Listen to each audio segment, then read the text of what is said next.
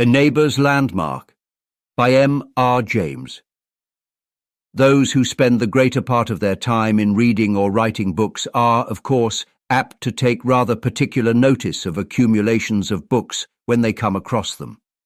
They will not pass a stall, a shop, or even a bedroom shelf without reading some title. And if they find themselves in an unfamiliar library, no host need trouble himself further about their entertainment.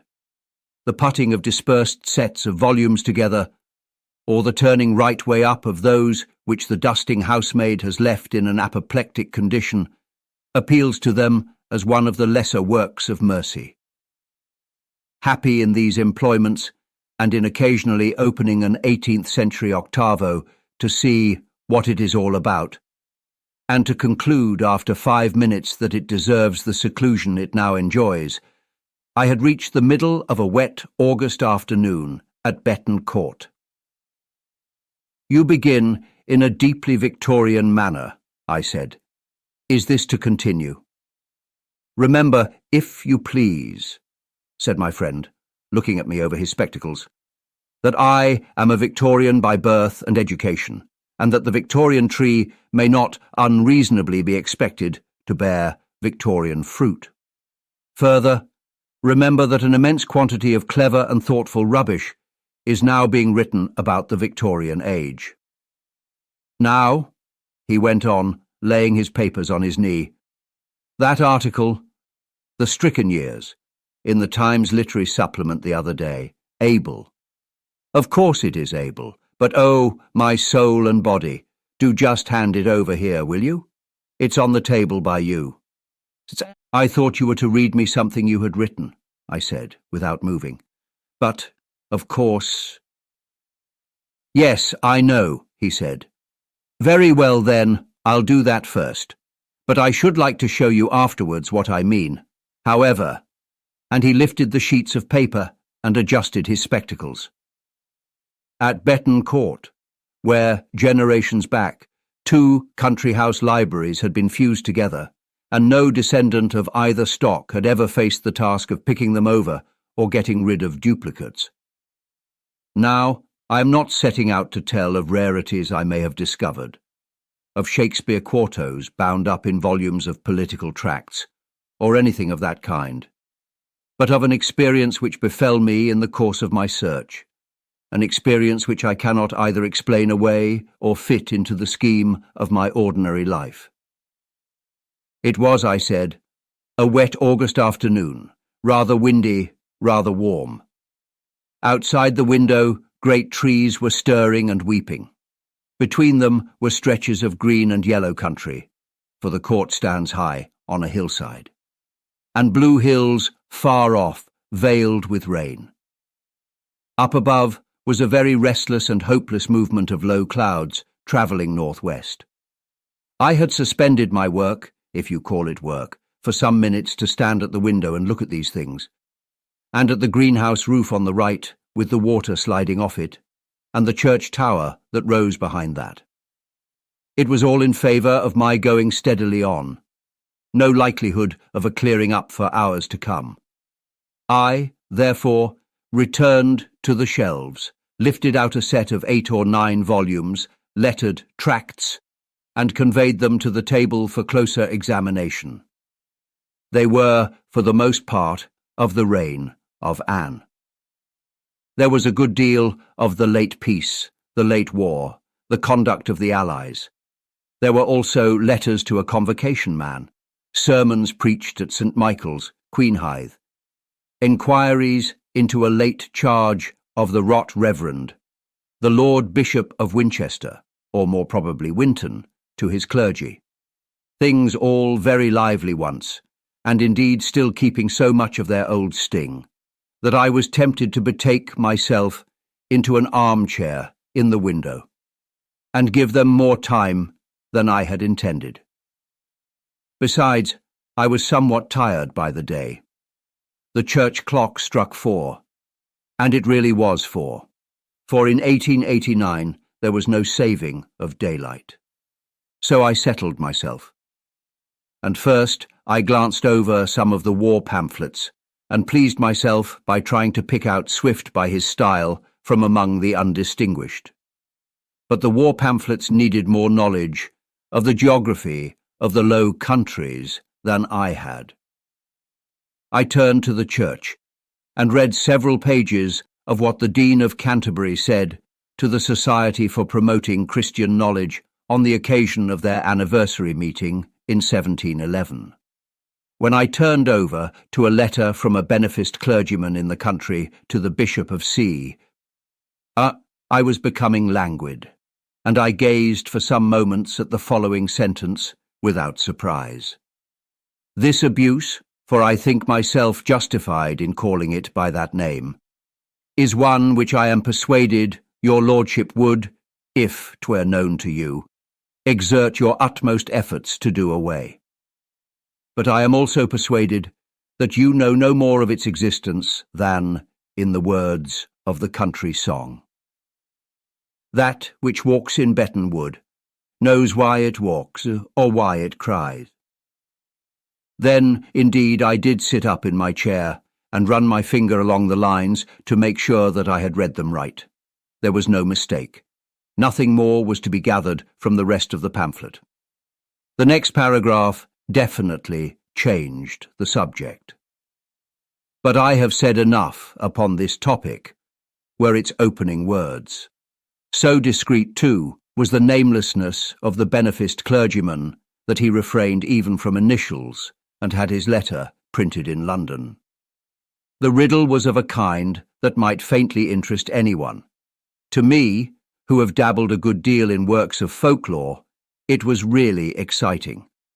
I was set upon solving it, on finding out, I mean, what story lay behind it. And, at least I felt myself lucky in one point, that, whereas I might have come on the paragraph in some college library far away, here I was at Betton, on the very scene of action. The church clock struck 5, and a single stroke on a gong followed. This, I knew, meant tea. I heaved myself out of the deep chair and obeyed the summons. My host and I were alone at the court. He came in soon, wet from a round of landlord's errands, and with pieces of local news which had to be passed on before I could make an opportunity of asking whether there was a particular place in the parish that was still known as Betton Wood. Betton Wood, he said, was a short mile away, just on the crest of Betton Hill, and my father stubbed up the last bit of it when it paid better to grow corn than scrub oaks. Why do you want to know about Betton Wood? Because, I said, in an old pamphlet I was reading just now, there are 2 lines of a country song which mention it, and they sound as if there was a story belonging to them. Someone says that someone else knows no more of whatever it may be.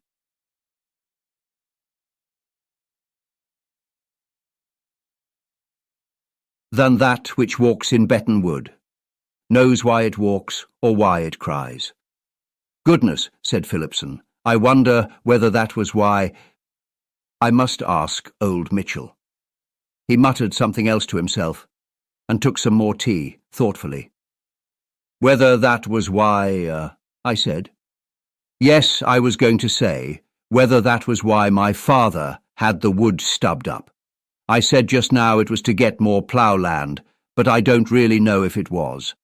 I don't believe he ever broke it up. It's rough pasture at this moment. But there's one old chap, at least, who'd remember something of it. Old Mitchell.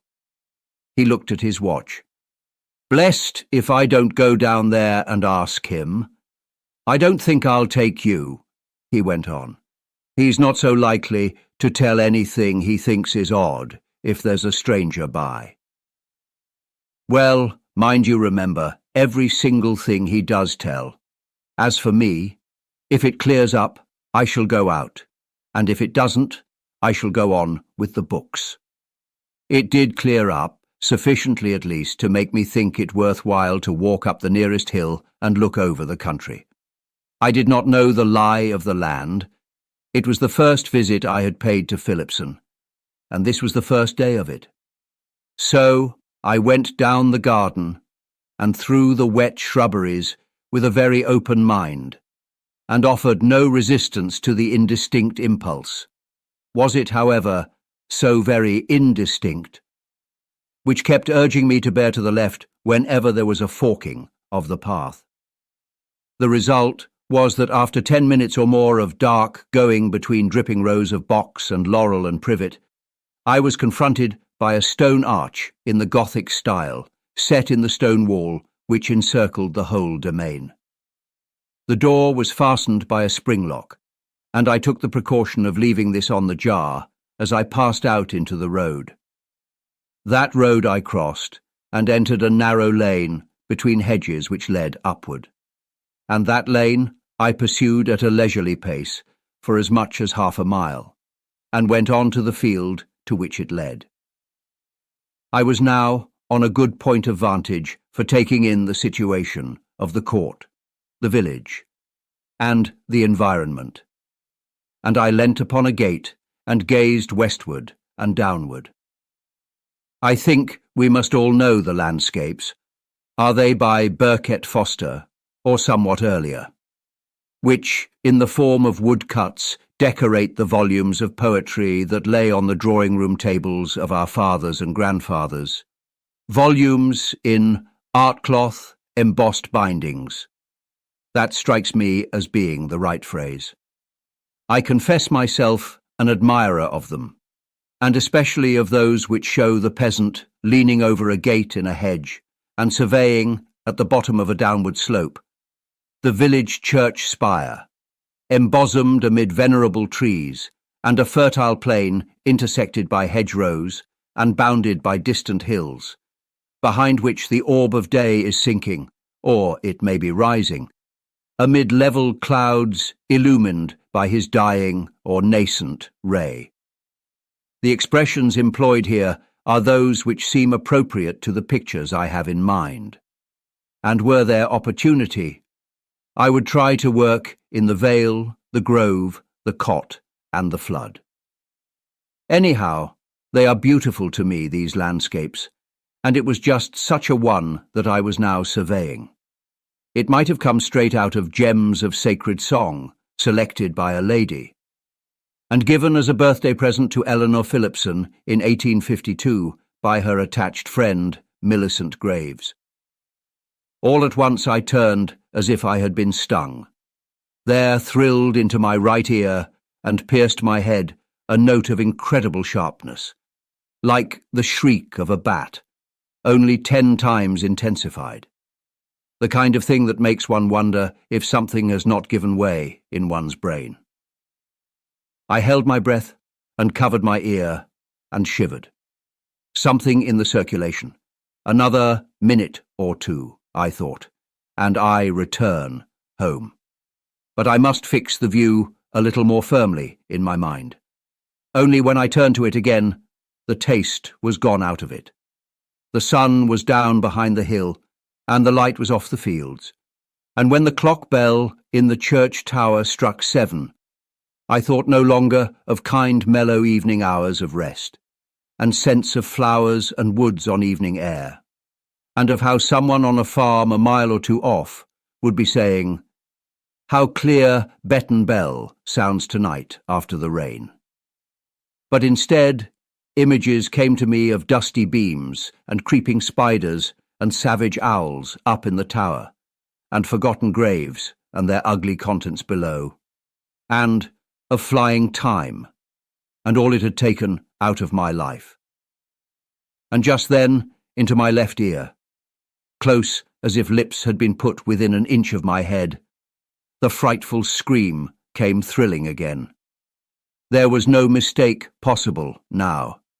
It was from outside. With no language but a cry, was the thought that flashed into my mind. Hideous it was beyond anything I had heard or have heard since, but I could read no emotion in it, and doubted if I could read any intelligence. All its effect was to take away every vestige, every possibility of enjoyment. and make this no place to stay in 1 moment more. Of course, there was nothing to be seen, but I was convinced that, if I waited, the thing would pass me again on its aimless, endless beat, and I could not bear the notion of a third repetition. I hurried back to the lane and down the hill. But when I came to the arch in the wall, I stopped. Could I be sure of my way among those dank alleys, which would be danker and darker now? No. I confessed to myself that I was afraid. So jarred were all my nerves with the cry on the hill, that I really felt I could not afford to be startled even by a little bird in a bush, or a rabbit. I followed the road which followed the wall, and I was not sorry when I came to the gate and the lodge, and descried Philipson coming up towards it from the direction of the village. "And where have you been?" said he. "I took that lane that goes up the hill opposite the stone arch in the wall." "Oh, did you? Then you've been very near where Betton Wood used to be, at least if you followed it up to the top and out into the field. And if the reader will believe it, that was the first time that I put 2 and 2 together. Did I at once tell Philipson what had happened to me? I did not. I have not had other experiences of the kind which are called supernatural, or normal, or physical. But though I knew very well I must speak of this one before long, I was not at all anxious to do so, and I think I have read that this is a common case. So all I said was, "Did you see the old man you meant to?" "Old Mitchell, yes I did, and got something of a story out of him. I'll keep it till after dinner. It really is rather odd." So when we were settled after dinner, he began to report faithfully, as he said, the dialogue that had taken place. Mitchell, not far off 80 years old, was in his elbow chair. The married daughter with whom he lived was in and out preparing for tea. After the usual salutations, "Mitchell, I want you to tell me something about the wood." "What wood's that, Master Reginald?" "Betton Wood. Do you remember it?" Mitchell slowly raised his hand and pointed an accusing forefinger. "It were your father done away with Betton Wood, Master Reginald. I can tell you that much." "Well, I know it was, Mitchell. You needn't look at me as if it were my fault." "Your fault? No. I says it were your father done it before your time." "Yes, and I dare say, if the truth was known, it was your father that advised him to do it. And I want to know why." Mitchell seemed a little amused. "Well," he said, "my father were woodman to your father and your grandfather before him, and if he didn't know what belonged to his business, he'd oughter done. And if he did give advice that way, I suppose he might have had his reasons. Mightn't he now?" "Of course he might, and I want you to tell me what they were." "Well now, Master Reginald, whatever makes you think, as I know what his reasons might have been, I don't know how many year ago." "Well, to be sure, it is a long time, and you might easily have forgotten, if ever you knew. I suppose the only thing is for me to go and ask old Ellis what he can recollect about it." That had the effect I hoped for. "Old Ellis," he growled. "First time ever I hear anyone say, Old Ellis were any use for any purpose. I should have thought you knowed better than that yourself, Master Reginald. What do you suppose old Ellis can tell you better than what I can about Betton Wood? And what call have he got to be put afore me? I should like to know. His father warn't woodman on the place. He were ploughman. That's what he was. And so anyone could tell you what knows. Anyone could tell you that, I says. Just so, Mitchell. But if you know all about Betton Wood and won't tell me, why, I must do the next best I can, and try and get it out of somebody else. And old Ellis has been on the place very nearly as long as you have. That he ain't, not by 18 months. Who says I wouldn't tell you nothing about the wood? I ain't no objection, only it's a funny kind of a tale, and 'tain't right to my thinking it should be all about the parish. You, Lizzie, do you keep in your kitchen a bit? Me and Master Reginald wants to have a word or two private. But one thing I'd like to know, Master Reginald, what come to put you upon asking about it today? Oh, well, I happened to hear of an old saying about something that walks in Betton Wood, and I wondered if that had anything to do with its being cleared away. That's all. Well, you was in the right, Master Reginald, however you come to hear of it, and I believe I can tell you the rights of it better than anyone in this parish, let alone old Ellis. You see, it came about this way, that the shortest road to Allen's farm laid through the wood, and when we was little, my poor mother, she used to go so many times in the week to the farm to fetch a quart of milk, because Mr. Allen, what had the farm then under your father, he was a good man, and anyone that had a young family to bring up, he was willing to allow 'em so much in the week. But never you mind about that now. And my poor mother, she never liked to go through the wood, because there was a lot of talk in the place, and sayings like what you spoke about just now. But every now and again, when she happened to be late with her work, she'd have to take the short road through the wood, and as sure as ever she did, she'd come home in a rare state. I remember her and my father talking about it, and he'd say, "Well, but it can't do you no harm, Emma." And she'd say, "Oh, but you haven't an idea of it, George. Why, it went right through my head," she says.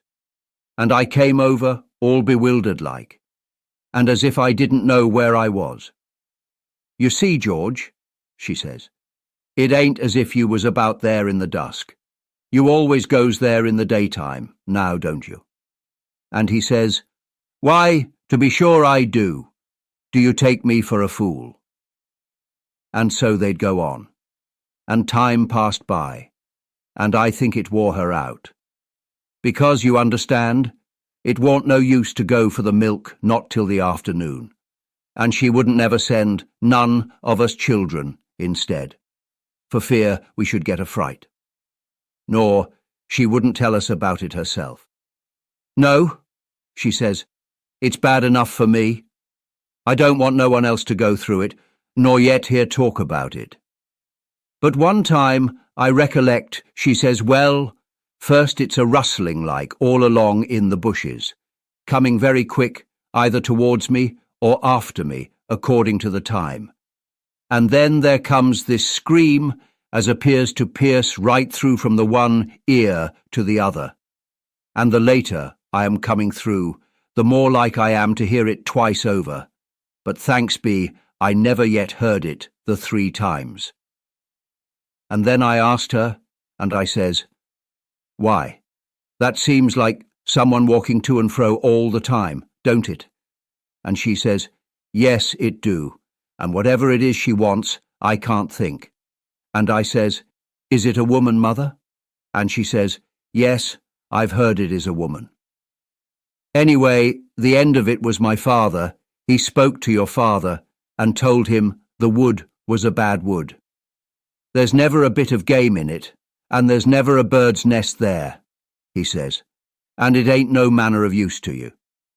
And after a lot of talk, your father, he come and see my mother about it, and he see she warn't one of these silly women as gets nervish about nothing at all, and he made up his mind there was something in it. And after that he asked about in the neighbourhood, and I believe he made out something, and wrote it down in a paper. What very like you've got up at the court, Master Reginald. And then he gave the order, and the wood was stubbed up. They done all the work in the daytime, I recollect, and was never there after 3 o'clock. Didn't they find anything to explain it, Mitchell? No bones or anything of that kind? Nothing at all, Master Reginald. Only the mark of a hedge and ditch along the middle. Much about where the quickset hedge run now, and with all the work they done, if there had been anyone put away there, they was bound to find 'em. But I don't know whether it done much good after all. People here don't seem to like the place no better than they did afore. That's about what I got out of Mitchell, said Phillipson, and as far as any explanation goes, it leaves us very much where we were. I must see if I can't find that paper. Why didn't your father ever tell you about the business? I said. He died before I went to school, you know, and I imagine he didn't want to frighten us children by any such story. I can remember being shaken and slapped by my nurse for running up that lane towards the wood when we were coming back rather late one winter afternoon. But in the daytime no one interfered with our going into the wood if we wanted to, only we never did want. I said, and then, do you think you'll be able to find that paper that your father wrote? Yes, he said, I do. I expect it's no further away than that cupboard behind you. There's a bundle or two of things specially put aside, most of which I've looked through at various times, and I know there's one envelope labelled Bettonwood. But as there was no Bettonwood any more, I never thought it would be worthwhile to open it, and I never have. We'll do it now, though. Before you do, I said. I was still reluctant, but I thought this was perhaps the moment for my disclosure. I'd better tell you I think Mitchell was right when he doubted if clearing away the wood had put things straight. And I gave the account you have heard already. I need not say Phillipson was interested. Still there? He said. It's amazing. Look here. Will you come out there with me now and see what happens? I will do no such thing, I said. And if you knew the feeling, you'd be glad to walk 10 miles in the opposite direction. Don't talk of it. Open your envelope and let's hear what your father made out. He did so and read me the 3 or 4 pages of jottings which it contained. At the top was written a motto from Scott's Glenfinlas, which seemed to me well chosen. Where walks, they say, the shrieking ghost. Then there were notes of his talk with Mitchell's mother, from which I extract only this much. I asked her if she never thought she saw anything to account for the sounds she heard. She told me no more than once, on the darkest evening she ever came through the wood, and then she seemed forced to look behind her as the rustling came in the bushes, and she thought she saw something all in tatters with the 2 arms held out in front of it, coming on very fast. And at that she ran for the stile, and tore her gown all to flinders getting over it. Then he had gone to 2 other people, whom he found very shy of talking. They seemed to think, among other things, that it reflected discredit on the parish. However, one, Mrs. Emma Frost, was prevailed upon to repeat what her mother had told her. They say it was a lady of title that married twice over, and her first husband went by the name of Brown, or it might have been Brian. Yes, there were Bryans at the court before it came into our family, Phillipson put in. And she removed her neighbour's landmark. Leastways, she took in a fair piece of the best pasture in Betton parish, what belonged by rights to 2 children, as hadn't no one to speak for them, and they say years after she went from bad to worse, and made out false papers to gain thousands of pounds up in London, and at last they was proved in law to be false, and she would have been tried and put to death very like, only she escaped away for the time. but no one can't avoid the curse that's laid on them that removes the landmark, and so we take it she can't leave Betton before someone take and put it right again." At the end of the paper there was a note to this effect. "I regret that I cannot find any clue to previous owners of the fields adjoining the wood. I do not hesitate to say that if I could discover their representatives, I should do my best to indemnify them for the wrong done to them in years now long past. For it is undeniable that the wood is very curiously disturbed in the manner described by the people of the place. In my present ignorance, alike, of the extent of the land wrongly appropriated and of the rightful owners, I am reduced to keeping a separate note of the profits derived from this part of the estate, and my custom has been to apply the sum that would represent the annual yield of about 5 acres, to the common benefit of the parish and to charitable uses, and I hope that those who succeed me may see fit to continue this practice." So much for the elder Mr. Phillipson's paper. To those who, like myself, are readers of the state trials, it will have gone far to illuminate the situation. They will remember how between the years 1678 and 1684, the Lady Ivy, formerly Theodosia Bryan, was alternately plaintiff and defendant in a series of trials in which she was trying to establish a claim against the Dean and Chapter of St. Paul's for a considerable and very valuable tract of land in Shadwell. How, in the last of those trials, presided over by L.C.J. Jeffreys, it was proved up to the hilt that the deeds upon which she based her claim were forgeries executed under her orders, and how, after an information for perjury and forgery was issued against her, she disappeared completely, so completely indeed that no expert has ever been able to tell me what became of her. Does not the story I have told suggest that she may still be heard of on the scene of one of her earlier and more successful exploits? "That," said my friend as he folded up his papers, "is a very faithful record of my one extraordinary experience. And now—" But I had so many questions to ask him, as for instance, whether his friend had found the proper owner of the land, whether he had done anything about the hedge, whether the sounds were ever heard now, what was the exact title and date of his pamphlet, etc., etc., that bedtime came and passed, without his having an opportunity to revert to the literary supplement of the Times.